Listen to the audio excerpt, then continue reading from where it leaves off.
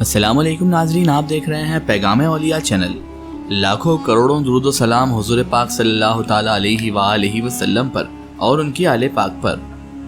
محترم ناظرین کرام، آج کی اس ویڈیو میں ہم آپ کے لیے لے کر آئے ہیں فاتح خیبر مشکل کشا اسد اللہ شیر خدا، داماد پیمبر زہرا سلام اللہ علیہا کے شوہر حسنین کریمین کے والد گرامی حضرت علی ابن ابی طالب علیہ السلام کا ایک ایسا واقعہ جو آپ کو بھی حیرانی میں ڈال دے گا۔ ناظرین محترم، یہ واقعہ ہے اللہ کے شیر خدا حضرت علی اور ایک خوفناک سانپ کا۔ تو میری آپ سے مؤدبانہ گزارش ہے کہ اس ویڈیو کو اینڈ تک ضرور دیکھیے گا۔ ناظرین محترم، ایک مرتبہ حضرت علی ابن ابی طالب علیہ السلام کوفہ میں خطبہ دے رہے تھے۔ ہزاروں لوگوں کا مجمع تھا کہ تبھی ایک شخص کھڑا ہوا اور کہنے لگا، میں اور میرے بچے 2 دن سے بھوکے ہیں، 500 درہم کا قرض ہے ہمارے اوپر اور قرض والے بہت زیادہ پریشان کر رہے ہیں۔ یا علی، آپ ہماری کچھ امداد کیجئے۔ حضرت علی ابن ابی طالب علیہ السلام نے فرمایا کہ اے شخص بیٹھ جا، خطبہ مکمل ہونے دے، اللہ تعالیٰ تیری حاجت پوری کرے گا۔ وہ شخص بیٹھ گیا۔ اس کے قریب ایک اور آدمی بیٹھا تھا۔ اس نے کہا، اے شخص، اتنے آدمی بیٹھے ہیں، تو اپنا سوال پھر سے جاری کر، کوئی تو تیرا سوال پورا کر دے گا۔ حضرت علی ابن ابی طالب علیہ السلام کے پاس کیا رکھا ہوا ہے جو وہ تجھ کو دے دیں گے جو تو ان سے سوال کر رہا ہے؟ یہ تو خود کئی دنوں سے بھوکے ہیں، یہودیوں کے باغ میں مزدوری کرتے ہیں، بس وہ تجھے کہاں سے دیں گے؟ وہ شخص کھڑا ہوا اور اپنا سوال پھر دہرایا۔ حضرت علی ابن ابی طالب علیہ السلام نے پھر پہلے کی طرح جواب دیا اور اس کو بیٹھنے کو کہا۔ وہ آدمی پھر سے بیٹھ گیا۔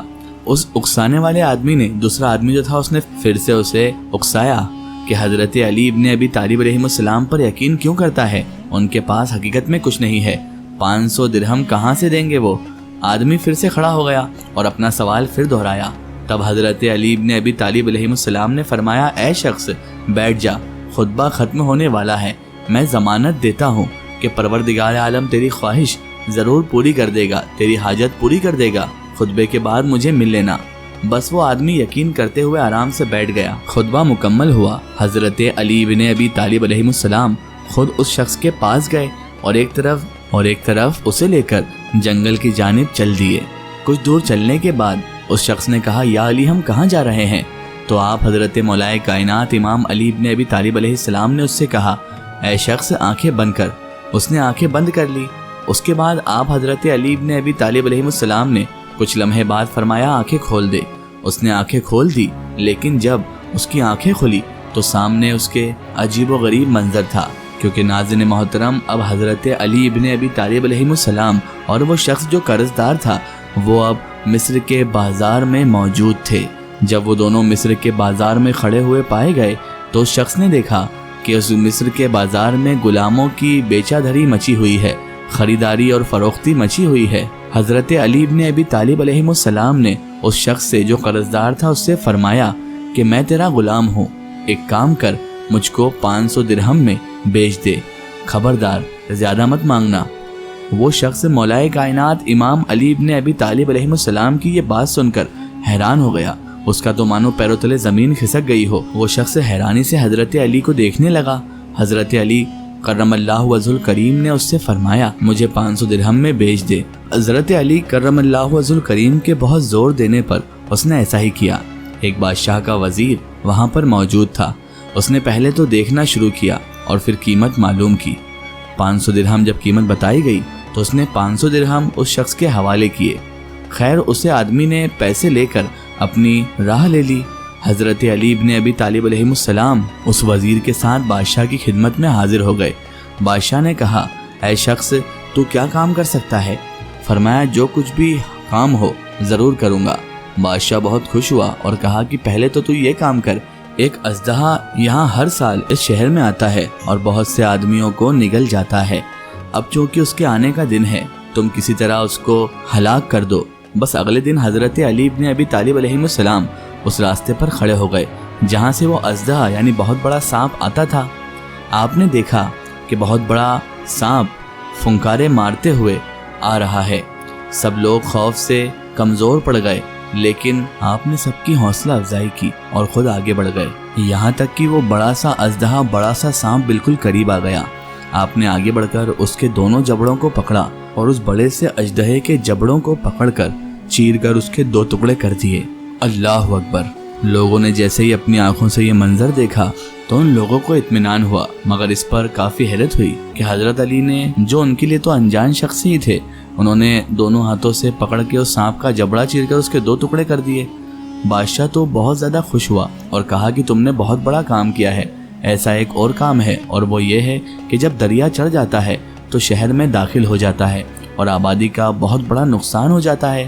تمہیں کچھ ایسا کرنا ہوگا کہ کسی طرح سے یہ دریا کا پانی جو ہے وہ رک جائے اور شہر میں داخل نہ ہو۔ اب حضرت علی ابن ابی طالب علیہ السلام کو یہ کہا گیا تھا کہ دریا کی طرف آپ جائیں اور اس پانی کو روک دیں۔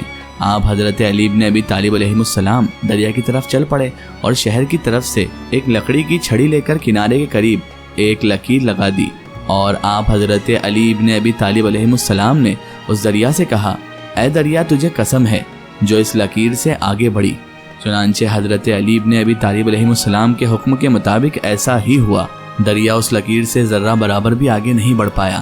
دریا آج تک ٹھاٹے مارتا ہے، بڑی بڑی موجیں اٹھاتا ہے، لیکن اس لکیر سے آگے نہیں بڑھتا۔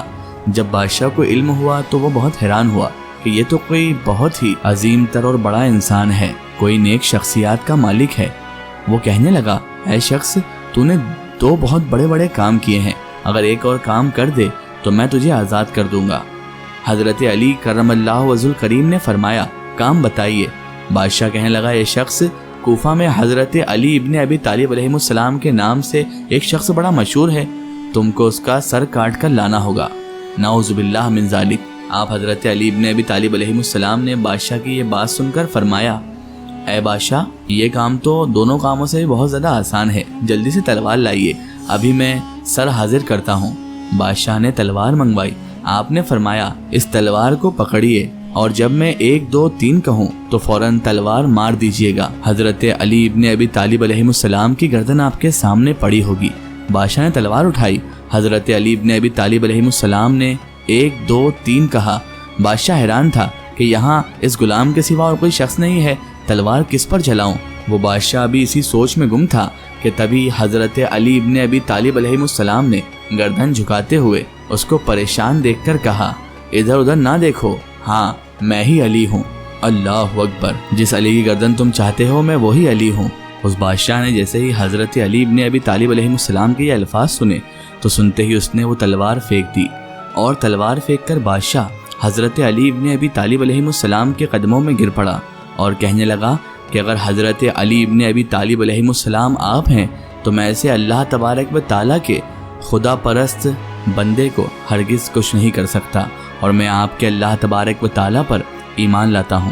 مجھے آج تک غلط فہمی میں رکھا گیا کہ حضرت علی ایسے ہیں، حضرت علی ویسے ہیں، جبکہ آپ تو بہت نیک اور اچھے کردار کے مالک ہیں۔ یا علی ابن ابی طالب علیہ السلام، آپ مجھے معاف کر دیجئے۔ اس کے بعد حضرت علی ابن ابی طالب علیہ السلام نے اس کو معاف کر دیا اور اپنے رسول اللہ صلی اللہ علیہ وآلہ وسلم کا کلمہ پڑھایا، اور وہ بادشاہ تمام تر گناہوں سے معافی مانگ کر توبہ کر کے اپنے تمام تر قبائل، اپنے تمام تر کنبے کے ساتھ مسلمان ہو گیا، اور حضرت علی ابن ابی طالب علیہ السلام نے اس کو دعا دی اور کوفہ کی راہ اختیار کر لی۔ حضرت علی ابن ابی طالب علیہ السلام کا مقام اور مرتبہ بہت بڑا ہے، اور کیوں نہ ہو کہ خود اللہ کے رسول صلی اللہ علیہ وآلہ وسلم نے ارشاد فرمایا، من کنت مولاہ فہذا علی مولا، جس کا میں مولا ہوں اس کا یہ علی مولا ہے۔ حضرت علی ابن ابی طالب علیہ السلام کو اللہ تبارک و تعالیٰ نے بے شمار خوبیاں اور کمالات سے نوازا تھا۔ اگر آپ بھی حضرت علی ابن ابی طالب علیہ السلام سے محبت کرتے ہیں اور یہ واقعہ آپ کو واقعی بہت پسند آیا ہے تو اس ویڈیو کو لائک کریں اور کمنٹ میں یا علی ضرور لکھیں۔ سو ناظرین محترم، یہ تھا واقعہ حضرت علی ابن ابی طالب علیہ السلام اور ایک سانپ کا، کس طرح حضرت علی ابن ابی طالب علیہ السلام نے اس سانپ کے جبڑے سے اسے 2 ٹکڑوں میں تقسیم کر دیا۔